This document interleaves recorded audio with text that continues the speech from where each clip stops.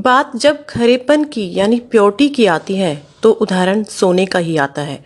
जैसे सोने जैसा मन, सोने जैसा दिल, सोने जैसा खरा व्यक्तित्व, सोने जैसा रंग।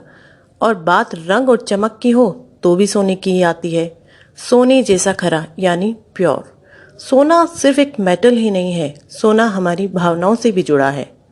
15 जून से सोने की हॉलमार्किंग जरूरी हो गई है, यानी ये अनिवार्य हो गया है कि ज्वेलर्स अब सिर्फ हॉलमार्क ज्वेलरी ही बेच पाएंगे।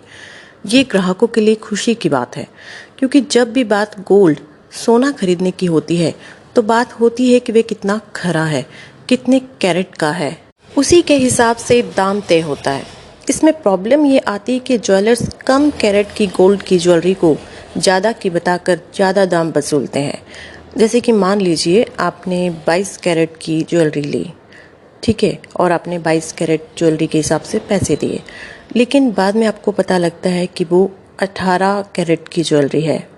फिर बाद में ये सच पता लग भी जाता है तो रात गई और बात गई वाली बात हो जाती थी और जिंदगी भर ठगे जाने का अफसोस रहता था। जी हाँ, जिंदगी भर।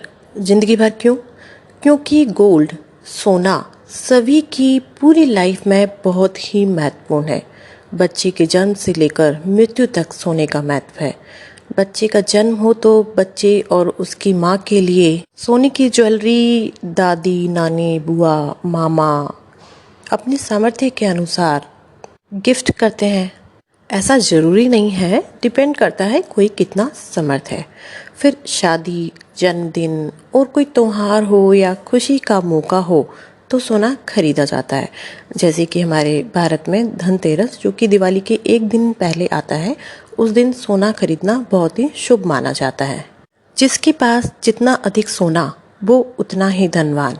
देखिए, इस बात पर मुझे एक गाना याद आ गया पंकज उदास जी का। चांदी जैसा रंग है तेरा, सोने जैसे बाल, एक तू ही धनवान है गोरी, बाकी सब कंगाल। कई घरों में सोने को लेकर झगड़े भी होते हैं कि हमें कम मिला, इन्हें ज़्यादा मिला।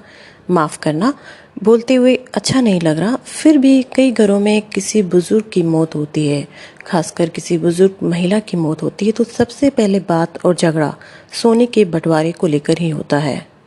अधिकतर बड़े परिवारों में, मैं सभी की बात नहीं कर रही हूँ।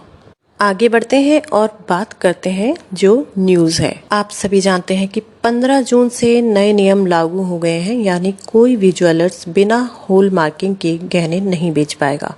गहनों की हॉल मार्किंग की जिम्मेदारी BIS यानी ब्यूरो ऑफ इंडियन स्टैंडर्ड की होगी।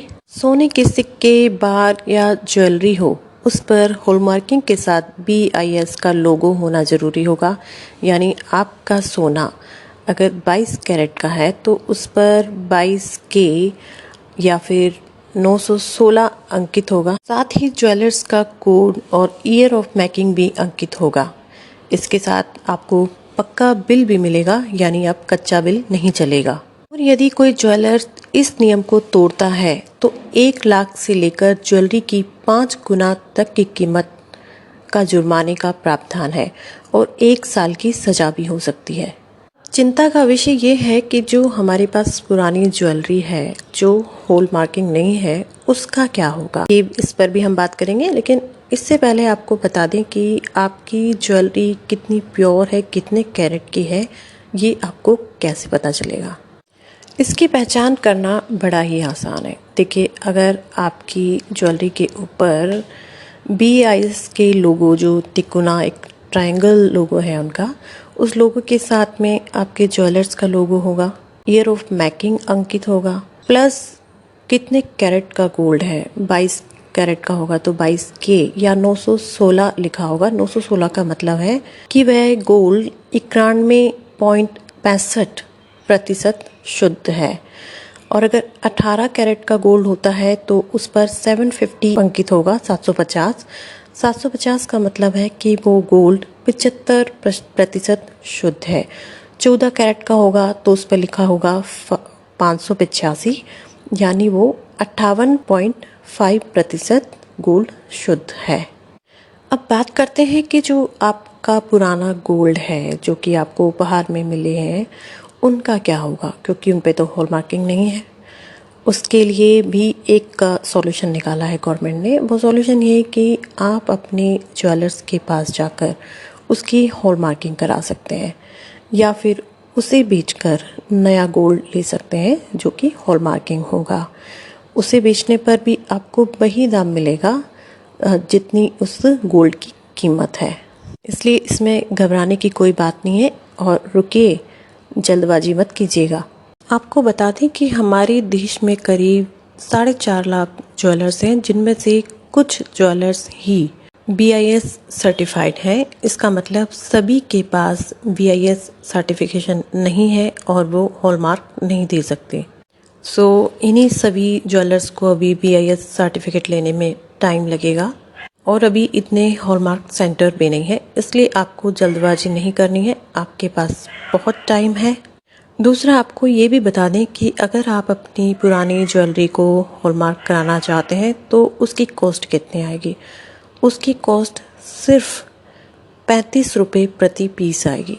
इसका मतलब ये कि आपके पास अगर इयररिंग्स हैं तो 2 पीस हुए, 2 पीस का मतलब है 35 टोटल 70 रुपये आपकी हॉलमार्किंग की कॉस्ट आएगी। तो कोई बहुत बड़ी बात नहीं है, आप इसे ईजिली करा सकते हैं।